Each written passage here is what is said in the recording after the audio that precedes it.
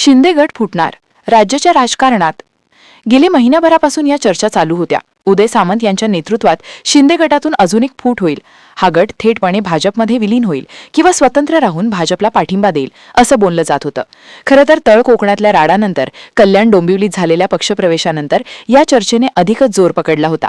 एकनाथ शिंदे आणि देवेंद्र फडणवीस यांच्यामध्ये वाद सुरू झालाय आणि आता भाजपला एकनाथ शिंदे यांची गरज नाहीये असं नक्की या चर्चेत पुढे येत गेलं. नगरपालिकांचं मतदान पार पडलं आणि त्यानंतर मात्र या चर्चा मागे पडायला लागल्या. एकनाथ शिंदे हे फडणवीसांचं कौतुक करताना दिसू लागले. रवींद्र चव्हाणांनी आपली तलवार मॅन केल्याचं दिसून आलं. चव्हाण आणि श्रीकांत शिंदे यांचा एकाच व्यासपीठावर कार्यक्रम सुद्धा पार पडला. अर्थात शिंदे आणि भाजप यांच्यामध्ये सर्व काही सुरळीत सुरू झाले असा दावा केला जाऊ लागला. तोच आता ठाकरे गटात फूट होणार आहे अशा चर्चा सुरू झाल्यात. ठाकरे गटाच्या आमदारांचा एक गट थेटपणे भाजपमध्ये सामील होण्याच्या तयारीत आहे. भास्कर जाधव या फुटीचं नेतृत्व करण्याच्या तयारीत आहेत असे दावे केले जाऊ लागलेत. पण या दाव्यात खरंच काही तथ्य वाटतंय का? ठाकरे गटाने भाजपसोबत सोयरीक करावी अशा मताचे आमदार आणि खासदार आहेत का? तसा गट ऍक्टिव्ह झालाय का? आणि भाजप खरंच शिंदे आणि अजितदादा यांची गरज संपवण्यासाठी ठाकरे गटात आमदार उसने घेऊ शकतं का? पाहुयात या व्हिडिओतून. नमस्कार, मी जानकी पाटील आणि तुम्ही बघताय महाराष्ट्र फोकस न्यूज. तर उद्धव ठाकरेंची शिवसेना फुटणार की नाही या प्रश्नाचं मूळ उत्तर आपल्याला शोधावे लागतं. ते म्हणजे भाजपला खरंच अशा आमदारांची सध्या गरज आहे का? भाजपकडे स्वतःचे 32 आमदार आहेत. छोटे पक्ष आणि अपक्ष धरले तर भाजपला 7 ते 8 आमदारांच्या वरती बहुमतासाठी आवश्यकता भासत नाही. अजितदादा आणि एकनाथ शिंदे यांच्या गटातले कुठलेच आमदार आपल्या बाजूने घ्यायचे नाहीत आणि या दोन्ही सहकारी पक्षांसोबत सत्ता नको अशी वेळ भाजपला आली तरच भाजपला जे काही आमदार हवे असतील त्यासाठी भाजप शरद पवारांची राष्ट्रवादी, उद्धव ठाकरेंची शिवसेना आणि काँग्रेस अशा पक्षातल्या 8 ते 10 आमदारांना गळाला लावू शकते. अर्थात शिंदे आणि दादा नको असतील तरच भाजपला ही गरज भासेल.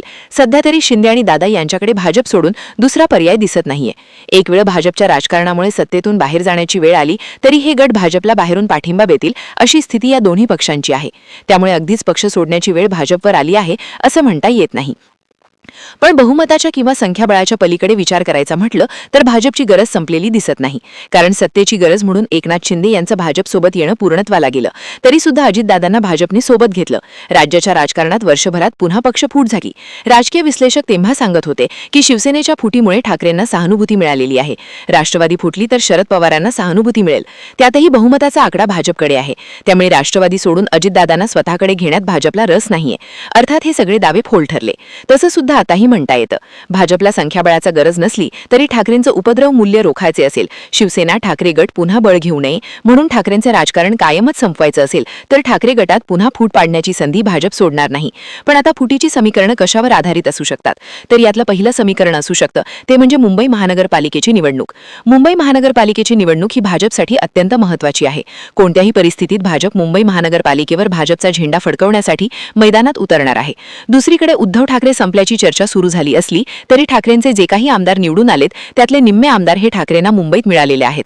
लोकसभेत सुद्धा घवघवीत यश मुंबईने ठाकरे गटाला दिलेले आहे. लोकसभेच्या निवडणुकीमध्ये देखील भाजपने मोठ्या प्रमाणात हिंदुत्वावर इलेक्शन दिली होती. पण याचा फायदा भाजपला लोकसभेत झाला नव्हता. सध्या दोन्ही ठाकरे एकत्र आलेले आहेत. त्यामुळे ठाकरे हे पूर्णपणे बॅकफूटवर फेकले गेले आहेत असं म्हणता येत नाही. उद्धव ठाकरेंनी मुंबई महानगरपालिकेत कमबॅक केलं तर भाजपला 2 प्रमुख अडचणींचा सामना करावा लागतो. एकतर ठाकरे हे मुंबईचा आधार घेऊन पुढच्या लोकसभेपर्यंत आपली आर्थिक ताकद वाढवू शकतात, राजकारणात रेलेव्हंट राहू शकतात. मुंबई महानगरपालिकेत ठाकरे सत्तेत आले तर उद्धव ठाकरे संपले या चर्चा सुद्धा संपुष्टात येतात. या उलट 2 ठाकरे एक झाल्यानं पॅन महाराष्ट्र ठाकरे ब्रँड पुन्हा सक्रिय होऊ शकतो. दुसरीकडे भाजपची अडचण वाढते ती म्हणजे एकनाथ शिंदे यांचं बार्गेनिंग सुद्धा वाढतं. लोकसभेच्या निवडणुकीत एकनाथ शिंदे यांना ठाकरेंना सहानुभूती आहे या फॅक्टरचा फायदा झाला होता.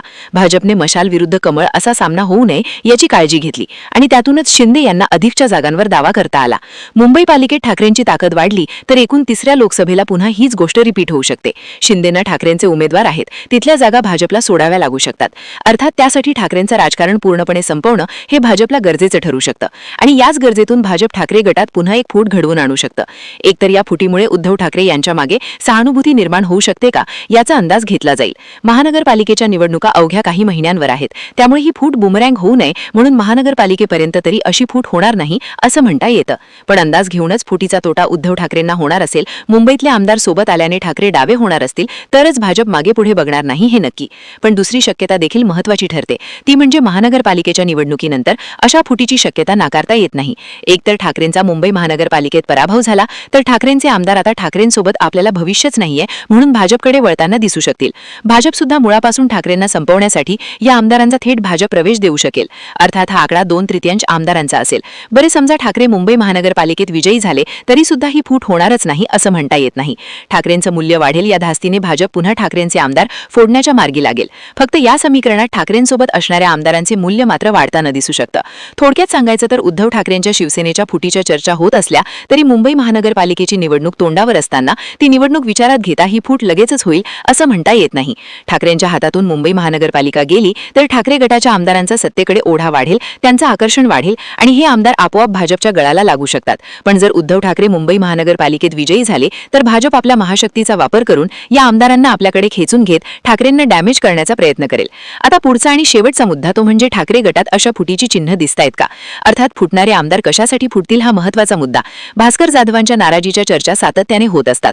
पण भास्कर जाधव भाजपात आले तर उदय सामंत यांच्यासोबतची समीकरणं बिघडू शकतात. अर्थात ही जुळवाजुळव भाजपला करता आलेलीच आहे. त्यामुळे उदय सामंत यांच्या परिणामांचा विचार न करता भाजप हा कार्यक्रम करू शकतं. आधी यादीनुसार पाहायचे तर माहीमचे आमदार महेश सावंत हे राज ठाकरेंच्या युतीमुळे इन्स्पायर होऊ शकतात. भविष्यात माहीम अमित ठाकरेंसाठी मोकळा करावा लागेल या विचारातून ते भाजपकडे जाऊ शकतात. ठाकरे बंधू एकत्र आले तर शिवसेनेचे अजय चौधरींची सुद्धा अडचण वाढते. कारण इथे राज ठाकरेंचे एकनिष्ठ बाळा नांदगावकर इच्छुक आहेत. कुमारथ्याचे आमदार प्रवीण स्वामी यांचे पालकमंत्री प्रताप सरनाईक यांच्यासोबत विकास कामांसाठी चांगले जमते अशा चर्चात भरात. हारून खान हे आमदार आहेत. काँग्रेसची मतं ठाकरेंकडे शिफ्ट झाल्याचा त्यांना फायदा झाला. पण उद्धव ठाकरे आणि काँग्रेस हे समीकरण बिघडलं तर हारून खान सुद्धा वेगळी भूमिका घेताना दिसू शकतात. मनोज सुधाकर यांचं सुद्धा भायखळा हेच गणित आहे. काँग्रेस वेगळी झाली तर मुस्लिम मतांसाठी ते वेगळी भूमिका घेताना दिसतात. संजय पोतनीसांसाठी सुद्धा हाच फॅक्टर महत्त्वाचा ठरतो. अर्थात मतदारसंघातील बदलणारी समीकरणे आणि निवडून येण्याची शक्यता हे फॅक्टर विचारात घेता ठाकरे बंधू त्यांचे एकत्र येणं किंवा काँग्रेस दूर ठेवणं याचा इम्पॅक्ट म्हणून ठाकरे गटात किमान 8 ते 10 आमदार तरी भाजपच्या गळाला सहज लागतील असं म्हणता येतं. त्यामुळे ठाकरे गट होणारच नाही असं म्हणता येत नाही. पण यावेळी ठाकरे गट फुटला तर तिसरी शिवसेना जन्माला न येता थेट भाजपमध्ये विलीन होताना हे आमदार दिसू शकतात असं मात्र शिवसेनेच्या राजकारणाकडे पाहून आपल्याला म्हणता येतं. तुम्हाला काय वाटतं? खरंच उद्धव ठाकरेंच्या शिवसेनेत फूट पडेल का? आणि जर फूट पडली तर ते आमदार कोण असतील जे भाजपच्या गळाला लागतील? मुंबई महानगरपालिकेपर्यंत अशी काही फूट आपल्याला दिसू शकते का? याबद्दलची तुमची मतं आणि प्रतिक्रिया कमेंट बॉक्समध्ये लिहून कळवा. आणि अशाच माहितीपूर्ण व्हिडिओसाठी आपल्या चॅनलला सबस्क्राईब करा.